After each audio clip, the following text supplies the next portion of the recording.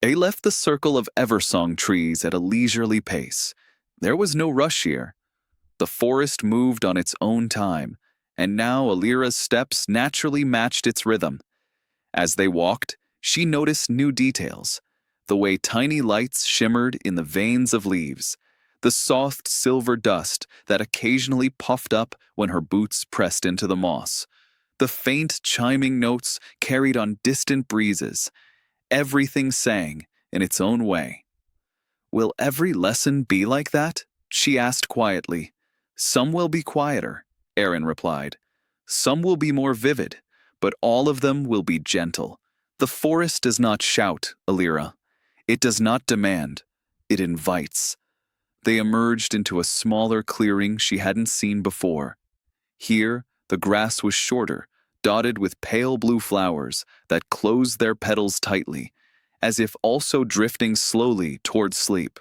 At the center of the clearing was an enormous, smooth stone shaped almost like a great cushion. It was covered in short, velvety moss and glowed faintly from within. "This," Aaron said, "is where you will rest." Lyra blinked. "Rest?" "Learning to listen is not only about focus," he said. "It is also about rest. If you wish to hear the forest clearly, your mind must know how to soften, how to let go. Tonight, you will sleep beneath its watch." He gestured to the mossy stone. It looked impossibly comfortable, like a bed carved out of starlight and soft earth. "You will be safe here," he added. "No creature in this forest means you harm, and I will remain near." A gentle weariness was already tugging at Lyra's limbs now that he mentioned sleep. The long night, the magic, the deep listening. It had all wrapped around her like a warm blanket. She climbed onto the stone and lay down.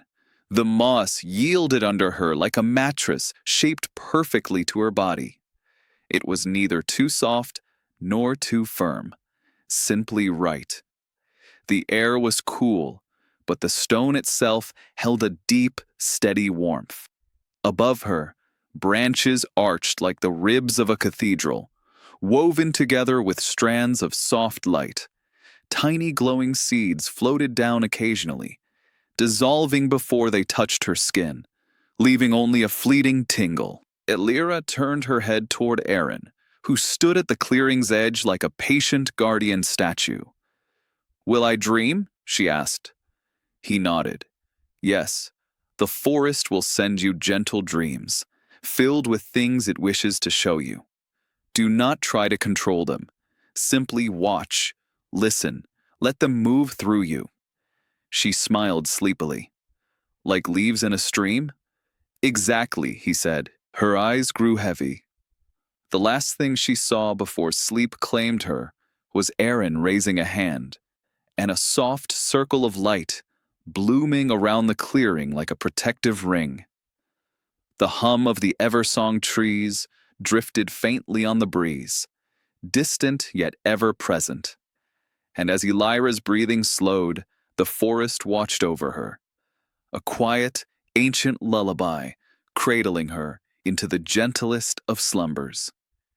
Part 4. Dreams Beneath the Starlit Canopy. Sleep took Lyra the way twilight takes the sky, softly, slowly, with no sharp edges or sudden drop. One moment she was listening to the gentle hum of the Eversong trees, and the next she drifted into a dream that felt less like an escape from the world and more like another doorway deeper into it. The moss beneath her body warmed to a perfect, soothing temperature. The canopy above shimmered with soft pulses of silver light, like stars breathing in slow, calming rhythm. Each breath Lyra took fell naturally into sync with that rhythm. In and out, deeper, softer, until the last bits of waking thought slipped away entirely. And then the dream began. A forest made of light. Lyra opened her dream eyes to find herself standing in a version of the whispering forest that looked both familiar and impossibly magical. The colors were gentler, softer, as though someone had painted the world using moonlight instead of pigment. Every leaf glowed faintly. Every flower breathed out a thin mist of silver sparks. Even the air shimmered with threads of pale gold, drifting like slow-moving fireflies. There was no fear here, no noise, no urgency, only stillness. A deep, peaceful stillness that wrapped around her like a warm shawl. She took a step, and the ground beneath her foot lit up in soft waves, as if welcoming her presence. Another step, another faint ripple of light radiating outward. It felt as though the forest itself were smiling. "Where am I?" Lyria whispered, though her voice came out airy and soft, as if made from silk. The forest answered not with words, but with a gentle shift in the light. A warm pulse that filled her chest with clarity. "You are where dreams and roots meet, where trees remember and hearts listen." The message wasn't spoken, yet Lyria understood it as clearly as if someone had whispered in her ear. She was inside the dream of the forest, the path of memory. A small trail appeared beneath her feet, made of softly glowing petals that floated slightly above the ground. They lit up, one after another, guiding her forward without a sound. Lyria followed, her steps light and unhurried, her breathing steady. As she walked, images began to appear in the trees around her, faint at first, like reflections on water. In one tree trunk, she saw a tiny fawn taking its first shaky steps. In another, a group of children laughing beside a river. In a third, a storm rolling over the hills, its rain glowing blue in the dreamlight. "These are memories," Lyria whispered. The forest answered with a warm hum. "Yes, we remember all gentle things." She walked deeper, the memories growing richer. She saw villagers planting seeds in the soil, the trees watching fondly. She saw Aaron as he once was, younger, though still timeless, placing his hand on a sapling that glowed brighter at his touch. But she also saw something unexpected. A woman who looked vaguely familiar, soft-eyed, gentle, carrying a woven basket of herbs, standing at the edge of the forest. She placed her hand on a tree's trunk and whispered something with great tenderness. The tree responded with a glow. Lyria paused. That woman, who is she? The forest rustled. Someone the trees remember fondly. Someone connected to you. Lyria's breath caught. Connected to her? A relative? A forgotten story? She stepped closer to the memory, but before she could focus, the forest gently dimmed that image, suggesting she wasn't ready for its meaning yet.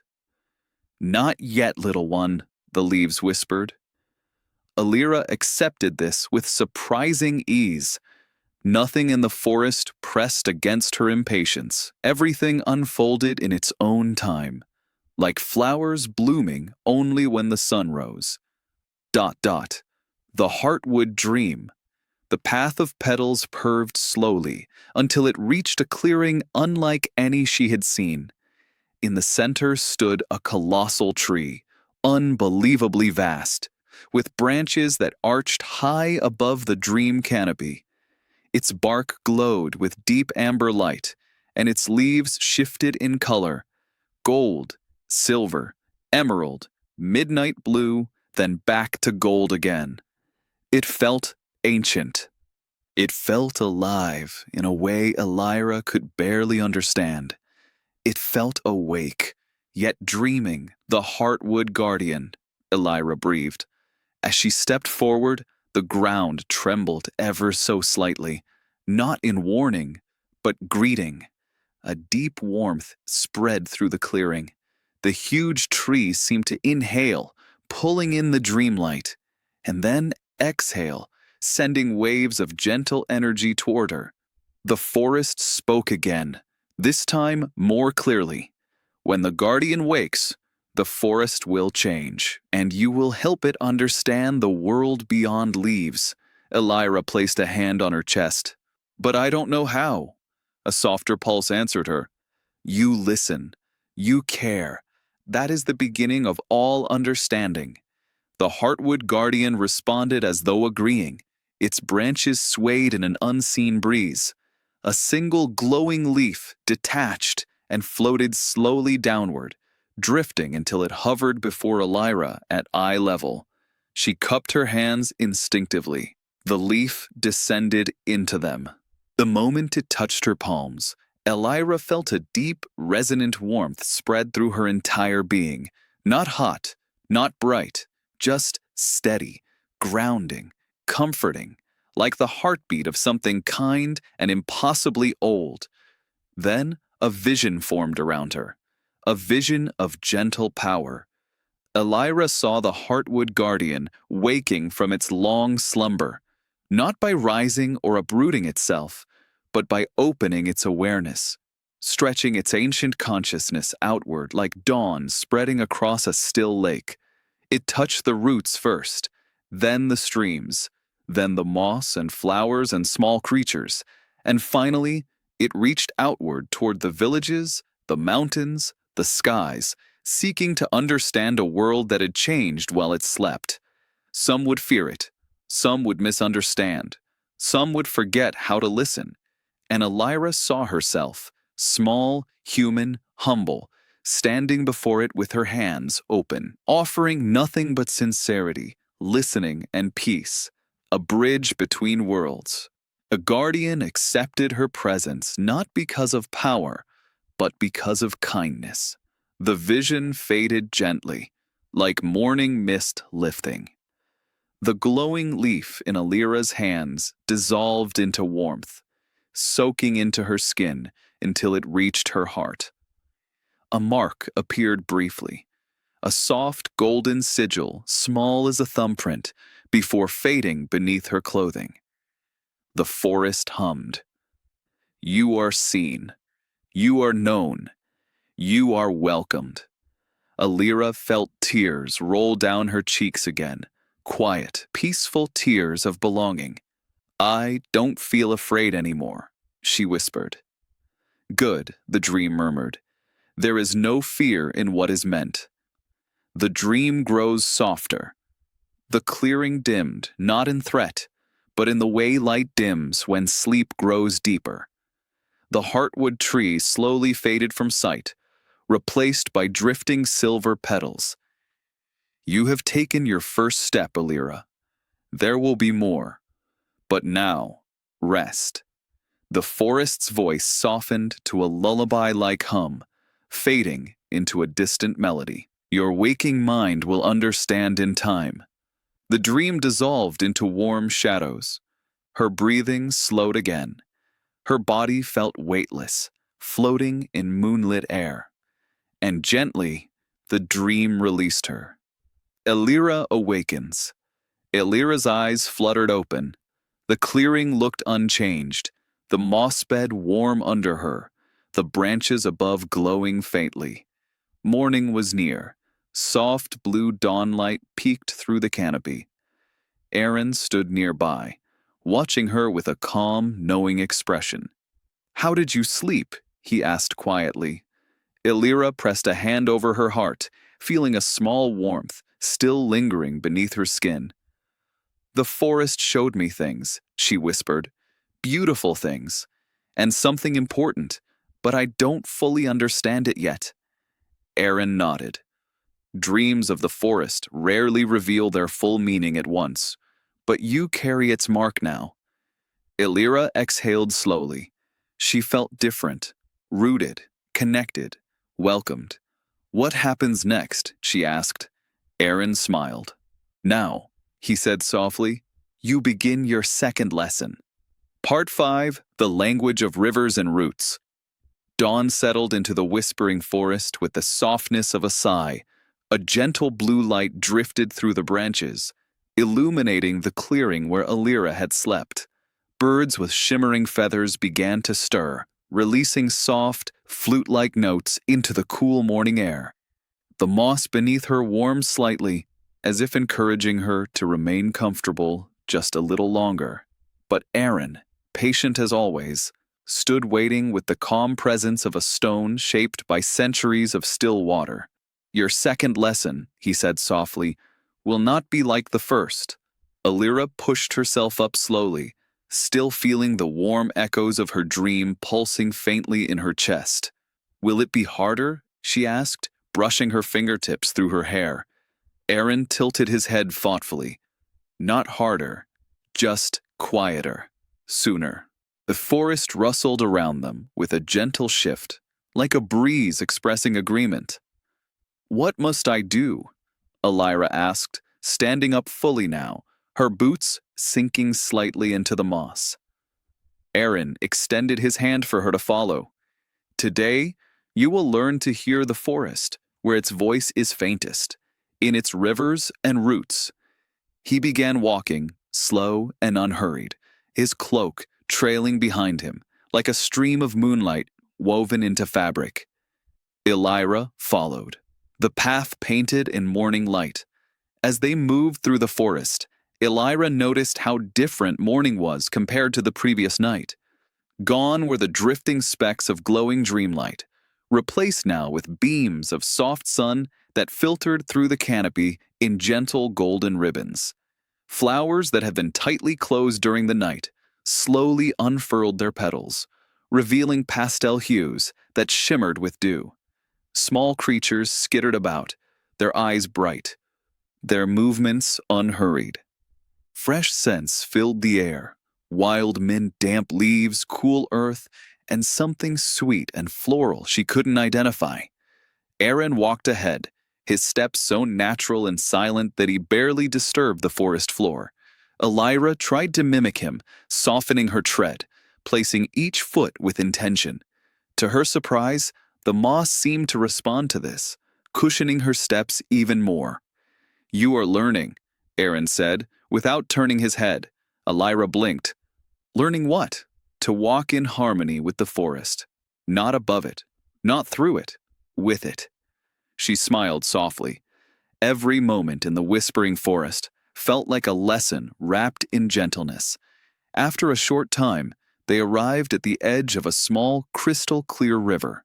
It wasn't wide, perhaps only a few steps across, but it flowed with a grace that seemed almost sentient. The water sparkled with a faint bluish glow, and the stones beneath it looked polished smooth by countless years. The sound of the river was soothing, slow, rhythmic. Aaron gestured toward the water. "This is the Silver Song Stream. It is the forest's memory in motion." Lyria knelt beside it, letting the cool breeze from its surface brush her cheeks. "What do you mean by memory in motion?" she asked. Aaron sat beside her. "Roots remember by standing still. Rivers remember by moving. They store moments, emotions, and whispers of the past, carrying them from place to place." He cupped his hand and dipped it into the water. When he lifted it, droplets sparkled like tiny falling stars before returning to the stream. "You will learn to hear its voice." Lyria frowned lightly. "But water doesn't speak like trees do. Trees have a hum, a steady sound. Water just flows." Aaron nodded. "Exactly. This lesson will teach you to listen beyond sound, beyond what is obvious." He pointed to the river. "Place your hand in the water." Lyria rolled up her sleeve and reached into the stream. The moment her fingers broke the surface, a cool rush enveloped her skin. It wasn't cold in an uncomfortable way, just refreshing, like dipping her hand into early morning air. She gasped softly. "It feels alive."